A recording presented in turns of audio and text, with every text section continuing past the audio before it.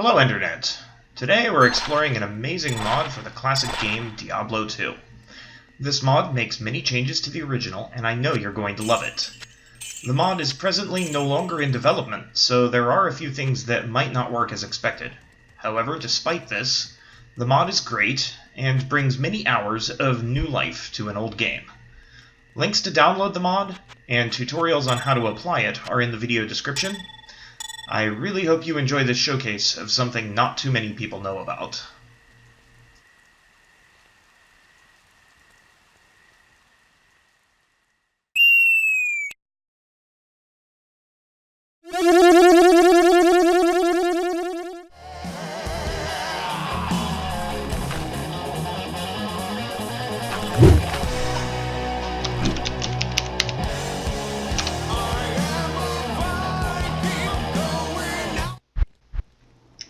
Alright, welcome to the Diablo II Valhalla mod. So you're going to notice right off the bat, town has been rearranged. And there are some other little things that are quite a bit different. Geed has a different model. Yes. I believe Kasha also has a different model, quite hilariously too. She's some kind of winged bat creature thing. So that's fun. There's a place of... I think everybody already knows all of these quest dialogues. Those haven't changed at all. So what is going to be different, though, is a lot of how you build your character. And what I mean by that is that right now, you'll see I'm level 1, nothing too fancy going on here, brand new character. But what you'll see is They'll that never see me coming. I don't get any skills or anything when I level. So, also, it takes a fair bit to actually damage these guys. I think some of these models are a bit different too than what you might be expecting. That's interesting. I don't think I've seen a carver show up in the Bloodmore like that before. Anyway, zombies are pretty tough critters right off the bat, and you don't have anything to really fight them as easily as you would in the original game. Oh, lucky me, I found a throwing knife. Alright, what was this up here? Oh, look at this, we have some fallen. These are going to be a fairly rare sight in Bloodmore most of the time, I think.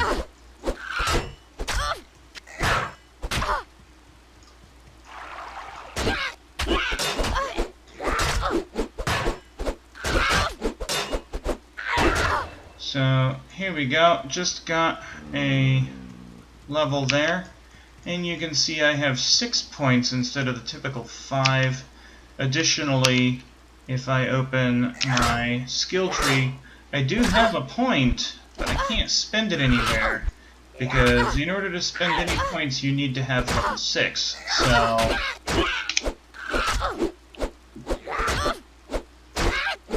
that makes things a lot more challenging, but character building has some interesting things that you can do there too, so... I'm going to go over here to Akara to get healed, because I don't really feel like spending the few potions that I have right now.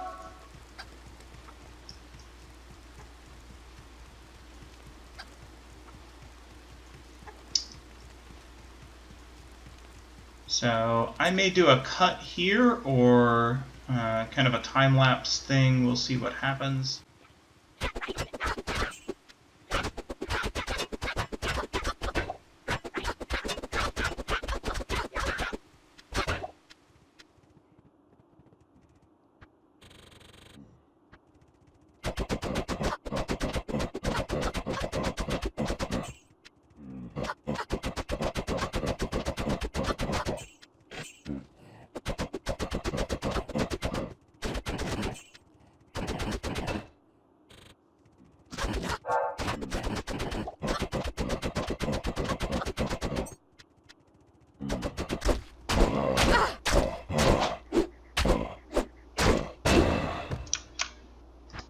there it is. I've now gotten level 6. And you may have noticed that I've just been taking my levels and putting them all into Vitality. There's a reason for that. Now, you'll also notice these next and previous page buttons here. These actually give you information. So you can see the experience shrine that I have right now gives me an extra 50% experience gained. It's kind of cool that they decided to expose those statistics to us here. So this is fun because you can sit here and you can really kind of fine-tune your character. If you want more magic items, for example, you can really stack into that, and you can see your total percentage here. So that's fun. Now, I have the ability to go ahead and take my first skills finally. Since I have 6 skill points available here, that's pretty great. But keep in mind, you can only take your first level of stuff still, too. You don't get this until you're level 18. So that can be quite daunting if you're really used to playing a certain way. And you can see that this gives you only the ability to spend one of those skill points even.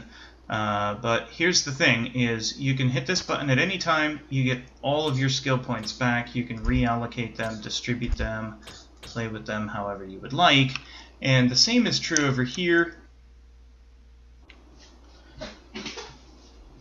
Alright, and the same is true over here. You can hit the Alt key and you can remove any number of points back down to your base level at any point. And then you can rebalance, redistribute your points however you like. Now personally, I've found that just dumping everything into Vitality right off the bat seems to be the way to go. So that's where I'm going to go with that. Alright, so there's a couple of other really cool features about this mod that we should talk about before we go much further. So, one of the primary features that I think is great is the mod actually includes something called plug Y, and you'll notice the stash here is a bit different. We have these buttons down here and stuff, and this is actually different pages in the stash. So I can put these knives here, and then I can put the tome here, and so on out to as many different pages as I want. You can see all of those are on their respective pages still. So it will give you basically unlimited storage. And in addition to that, there's this thing called the shared stash. Now this is the home of one of my favorite exploits on this game at this point, because the shared stash can be limitlessly save scammed. Basically the idea is imagine for a moment that this is the shared stash. It looks the same. I'll show you what I've got there in a minute. So I have this amazing enchanted tome of Identify that I really love, and I want extra copies of that. So what I can do is I can put the tome of Identify in the shared stash. I can close that. I can exit the game. And then what I do is I go on my file system, and there's a single file called shared stash. And so I can make a copy of that file. Then I can come in, put this tome back in my inventory, exit the game again, and when I come back, I'll have another tome sitting in my inventory here after replacing the old file. So I've used that to make quite an inventory for myself of some of the items that the game has to offer. And these, you're seeing a lot of strange items here. I'm sure these are all custom items that the mod brings into the game. So all of these actually had their own resources in the game already. These different body parts and things, and all they've done is they've actually given them some kind of purpose. So the Heraldric Cube, you'll notice, is largely expanded. It's almost a second inventory, which is really great. having an expanded inventory when you're out in the field is absolutely critical. So, but what you can do is, let's say I have my favorite Qatar here that I started with, and what I want to do is I want to gain some more experience. So I'm going to take this row of flags here, the whole row. It's fine, don't worry about it, because I can just replace these in a minute with the originals. So what I can do is I can take this in here, and you'll notice that the flag plus magic/rare item equals same item plus 2% experience gained. So what I can do is I can, that's right, to make it rare first. Pardon me for the mistake there. Okay.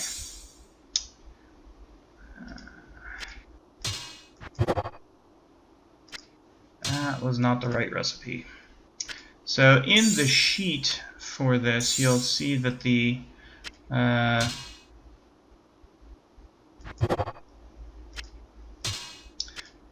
recipe to make an item rare is supposed to be a brain, but that doesn't actually work for some reason.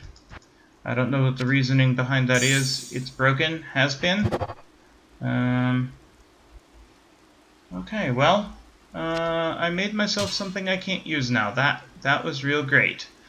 But it's fine. For the example's purposes, now that it's actually got some kind of magic associated with it, I can do this, and you'll see that it gains 2 experience there.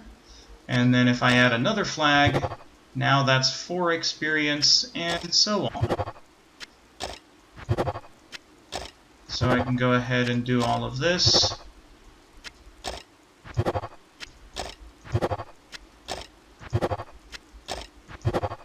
And now they gave me 20% experience. It's pretty great, except for the fact that it's level 68. So we'll work with that, though. Now, another thing that I can do, since I have them anyways, these are items that you can eventually get. So every once in a while, monsters will drop one of these items. A marble has the nice little gem sound. And if you hear that, look for the marbles and see if you can get one, because these are immensely powerful. You can combine a couple of these marbles in the cube to get these things. So these orbs are really, really powerful charms, basically.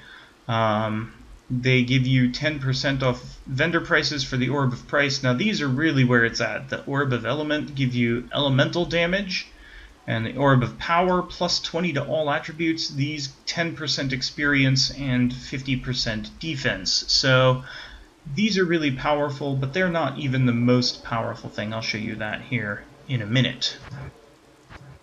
Here's a guide on something else that you can do that will help you out a little bit where that's concerned. So first of all, let's talk about transmuting marbles themselves. So if I take any set of marbles, any 2 marbles combines to a different color. And then of course you can take 2 yellow marbles and combine that to a blue, and 2 blue marbles become a red, and 2 red marbles become a green. Now, of course, right now we've just run a little bit of a circuit there and wasted a whole bunch of marbles. That's okay. I have an unlimited quantity of them. So what we can do, though, is if we take 1 marble of every color and combine that, we get this thing called a marble rune stone. And basically, this doesn't have anything on it, as you can see. It's a charm, requires level 2. And it basically does absolutely nothing. But here's the thing.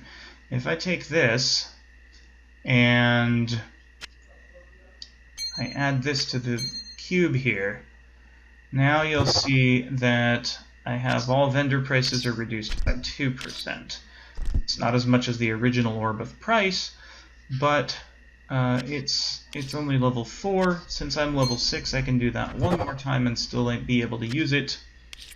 And now vendor prices are reduced by 4%. So, in addition to that, I believe the recipe for Orb of Price was red and green. So I can just come in here and I can replace the Orbs of Price to give myself these staggering discounts with all vendors. So that's only 60%. So it'll take a bit at first, right? Because you don't have many levels. You may not have a whole lot of resources, and it is quite the grind to go ahead and duplicate all these items to make them work. But I'll go ahead and include my shared stash save file in the video description. So, and now we can see how much I'm reducing vendor prices here somewhere if memory serves. All vendor prices are reduced by 94%, so if I make 2 more of these, then I've reduced all vendor prices by well over 100%.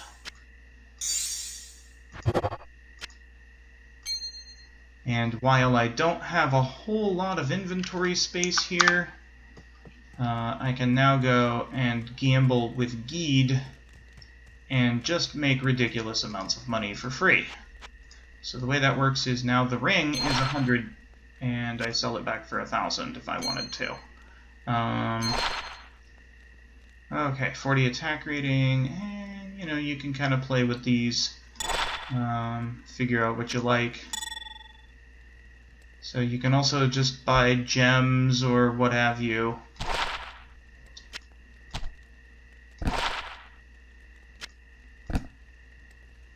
Oh, those look familiar. So the thing is that basically regardless of what you do once you have vendor prices reduced by over 100%, is you can come to gamble and basically you're guaranteed to make a profit every single time. So it doesn't matter what you buy, even if it only sells back for a couple hundred gold, you're guaranteed to make money. So, that about wraps up my showcase on this mod. However, there are loads of other features I didn't have time to cover in this video. If you enjoyed the video, and the features the mod brings to the game, go ahead and download the mod to try it out. And while you're on your way to the description, please drop a like on the video, and if you aren't already, subscribe to the channel so you can see more videos like this in the future. Thanks for watching, and we'll see you in the next one.